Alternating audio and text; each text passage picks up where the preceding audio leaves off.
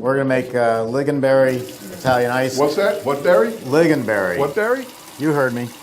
And this is from one of my customers in Arkansas. And he said it's like a strawberry. We're going to make it as an Italian ice. It's like a strawberry, but it's got a little bit of tart taste to it. So I thought, now, thinking like him, tart taste. What else could we do in there that would be tart that would also be good? And that would be and we are going to have so much trouble with the name of this, acai puree. What did you call it? You called it acai. Some people, I said, do we have any acai puree around here? And they go, wow. You know, so it's very difficult to pronounce. I literally had to break it down into phonics and stick it on my computer and stare at it for a week. It's the letter A is in aha, and then Sai, like the guy's name, Sai, and then E. And as Jeff would probably say, if you have to explain it, Steve, it's not worth doing. But we are going to do it because it is worth doing. The Ligonberry is from Scotland, and that should be... I'm going to use the 6 quart. And I thought this would be fun to try. No, it's not from where I said. It's from Sweden. So here we go. What is that? That's the Ligonberry from Sweden. Okay, you could also do what with that? You could try to open it. I got it. What could you make? Yo, Fernando. Yes. You could also do You're going to call Fernando to open it? What? No, I got it. I got one too. It was us young dudes. You could also make a variegate with it, which we did yesterday. You know, the stripes of the ice cream when it comes out, vanilla fudge ripple. You know, you see the white with the stripe. Is this on? Hello. Yeah, we're on. We're on, aren't we? Yeah. Oh, you're cleaning yours out. I'm doing a rinse, by the way, between flavors. If you plan your production properly, you don't have to do this. We, in fact, don't have to do this, so we won't. We don't have to rinse between flavors because I just looked at the next flavor. If you plan your list accordingly, then you don't have to even rinse. We rinsed once yesterday, right? Once, and that was between the last 2. That's it. That's all.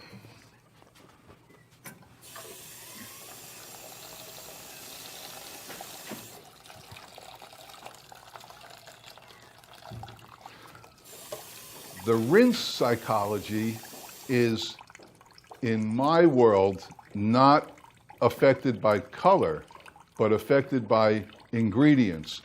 If I have coconut ice cream, I don't want to then go into rum raisin ice cream because I don't want coconut, which will invariably find its way into the next one. I don't want that in my rum raisin, so I'll do a rinse. Yesterday we made Reese's peanut butter cup ice cream, and then we were following it with rum raisin, so we did have to rinse, but that was the only time we rinsed yesterday, after Reese's peanut butter cup ice cream, which was really good, and then rum raisin. Steve subscribes to rinsing between colors, a chocolate-based ice cream to a vanilla-based ice cream, but I don't go that route because the cylinders in these machines are canted. What, 5 degrees or something? I don't know, but it's a slight amount. They're canted, so you're going to get most of it out. And if you think about it, I have a 24-quart machine. So if you think about putting 10 quarts of mix in and you've got 3 ounces of chocolate-colored ice cream in there, it's not going to make any difference. Go away. Go away. All right, Sammy. Take off. Whoa, looks like motor oil. Yeah, isn't that great?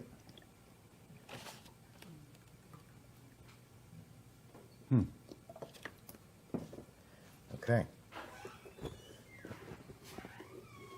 Now, okay, so here's the water. I'm going to pour in the acai. Why don't you pour the acai in? This is a berry from Brazil. and it's the most highest in antioxidants. It's a huge West Coast thing. People absolutely love this product. And I make an acai berry Italian ice. I add to this strawberries, blueberries, raspberries, and bananas. And I buy all the fruit at the supermarket, frozen at the supermarket in bags because it was picked at its height of freshness, frozen. It's in the ice cream section, very inexpensive. And just wait till it thaws and then just put it right into the machine.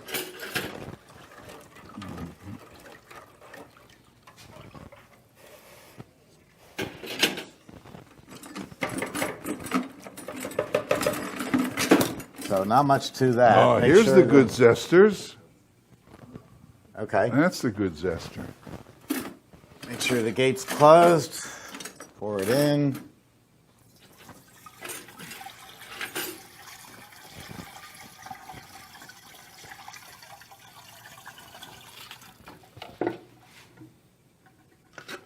Now, I'm not worrying about, I used 1.5 pounds of sugar. So if I've got a little drizzle of sugar here, I'm not worrying about it. It's not enough to change the formula. Okay. Thank you. Now we're going to turn this on for Italian ice. Start. Refrigeration on. Everything's running. Pour in the Ligonberries.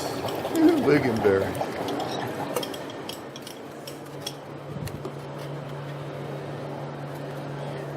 Mike, you want to get a close-up of this just so you can see what Ligonberry looks like? It's a jam.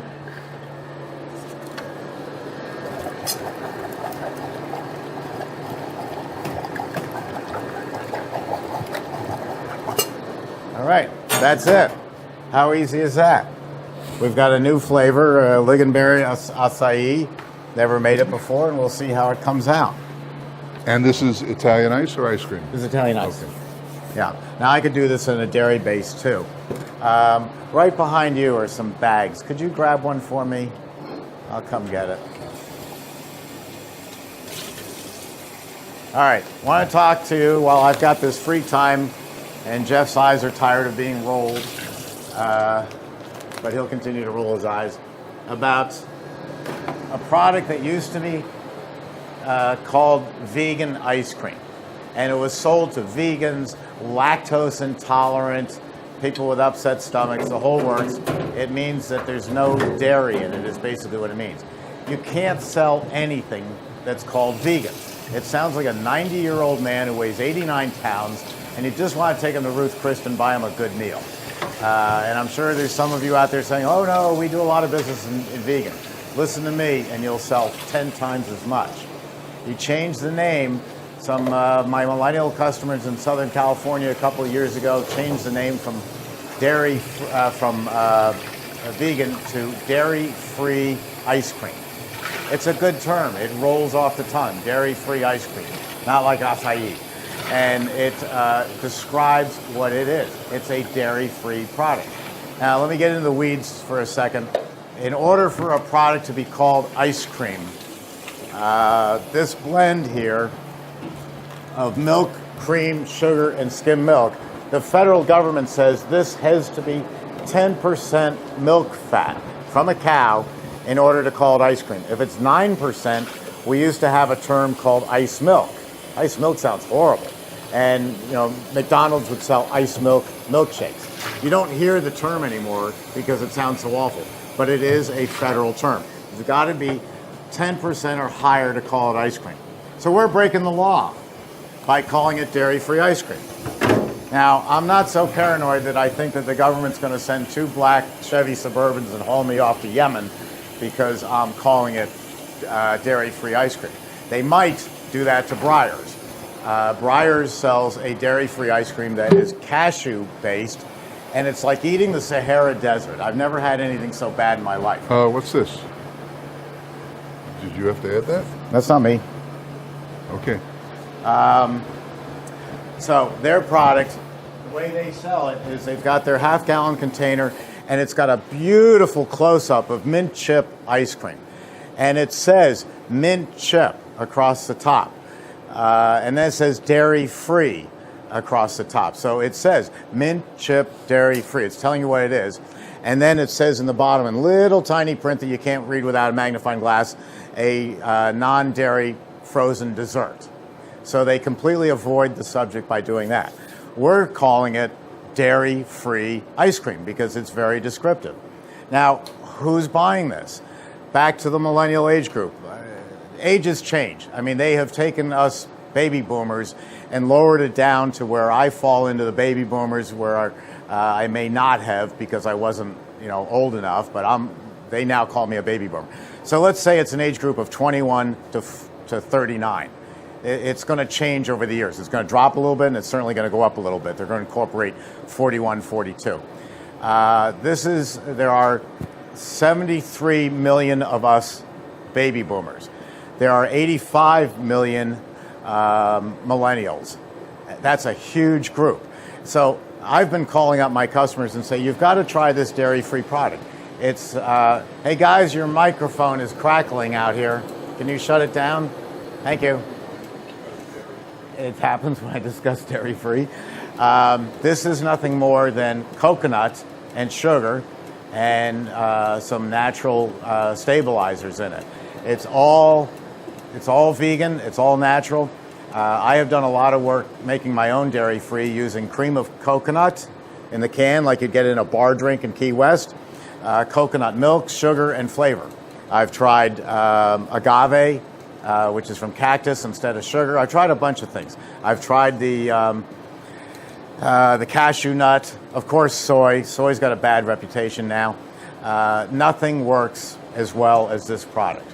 And it comes in a powder, and I mix it with a pound of this product called Mammy's, or Mommy's, it's spelled like Mammy's, M-A-M-I-S, but it's called Mommy's, which is Italian for mother. It's M-A-M-I-S gelato.com. That's the name of the company.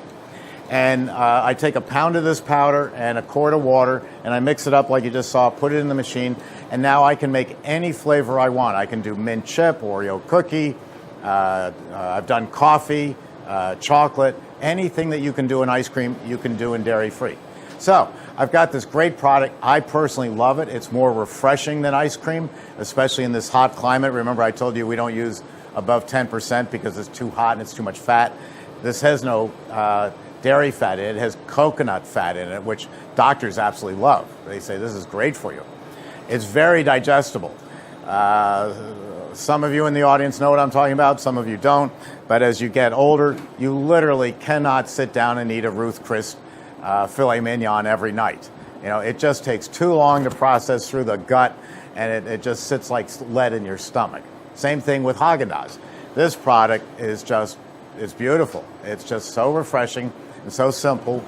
And so here I am trying to promote it and I'm not making anything off this. I'm just trying to do what I do, get the best word out there to my customers.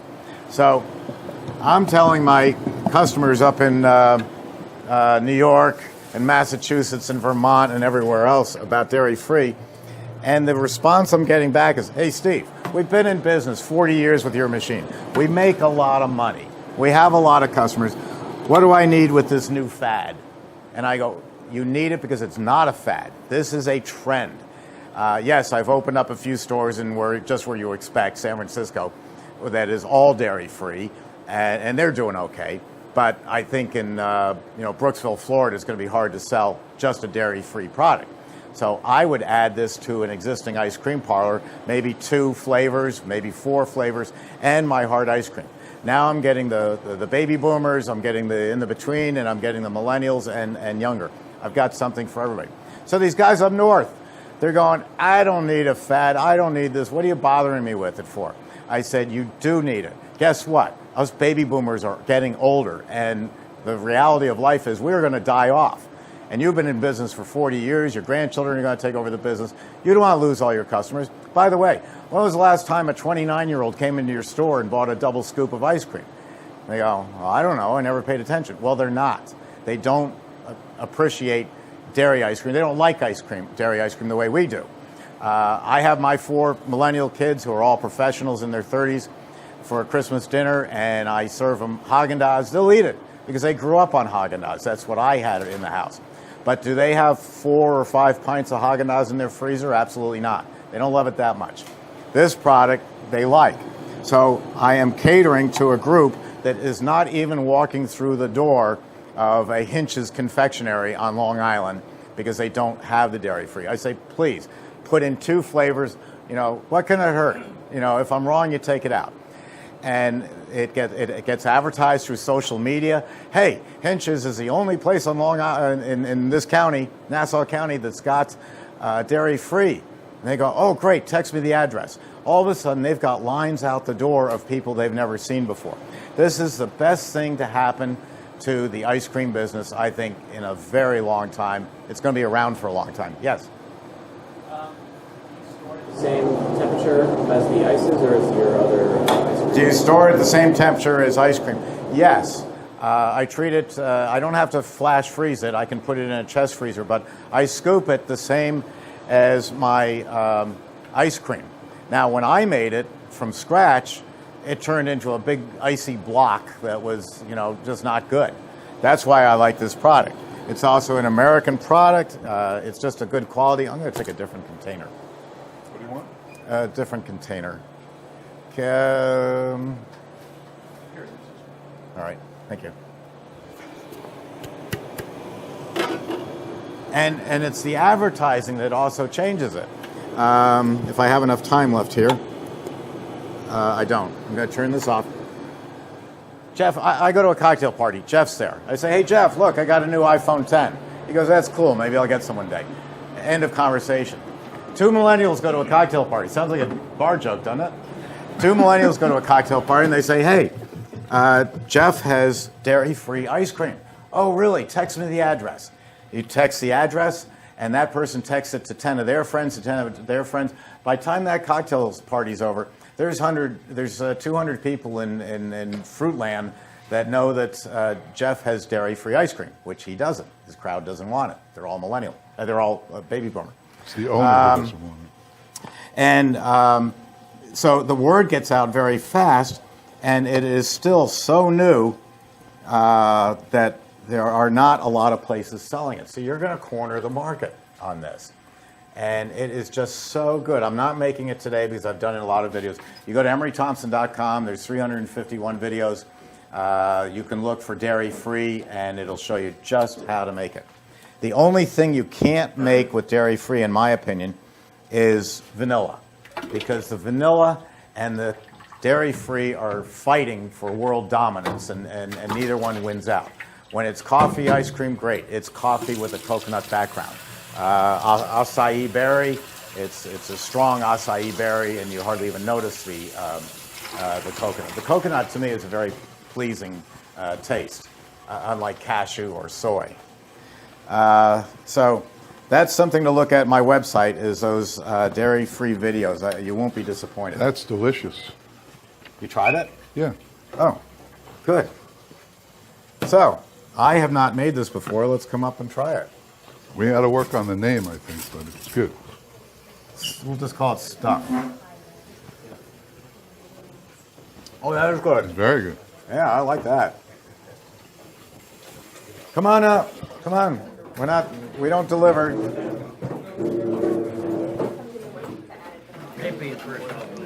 Why? Ooh, Now we'll go very to a Q&A. Okay, and then lunch? Or- Yes. Really? Yeah. Okay. So after lunch, there's 2 me, 1 you? Whatever you want. Well, I don't care. Well, you do one. You do the next one, then I'll do one, then you do one. Okay. So you have 2 more to go, right? I do. Okay. Great. This is good. It's very good. See? I think we ought to call it wild berry ice cream. All right, and you thought I was, how about Swedish? How about wild berry ice cream? All right. You start getting that acai in there. Acai. Yeah, whatever.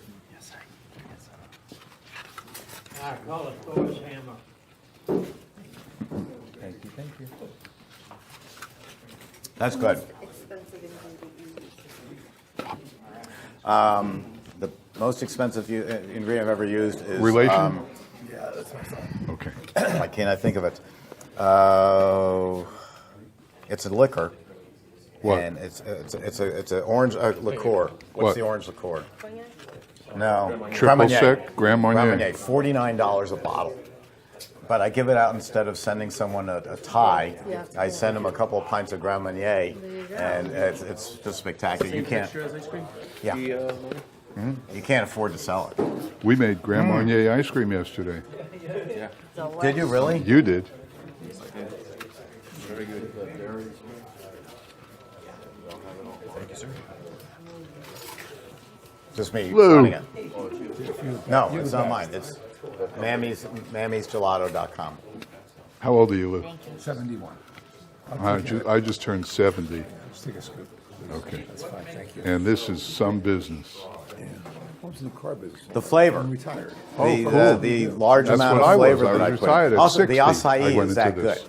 It's almost overwhelming the Ligonberry. But again, the Ligonberry was a jam, so it's already a concentrated flavor. My general rule of He wants a little more. Or maybe not. yeah, my general rule of thumb is if I hand you a pale pink ice cream and you say that's delicious, what It's is very it? good. It tastes good. Besides the fact that I'm probably Breyers, Yeah. I have failed at making ice cream because it should be a strong enough flavor that you say, wow, that is the best black raspberry I've ever had. If you can't tell what it is, then nothing else counts.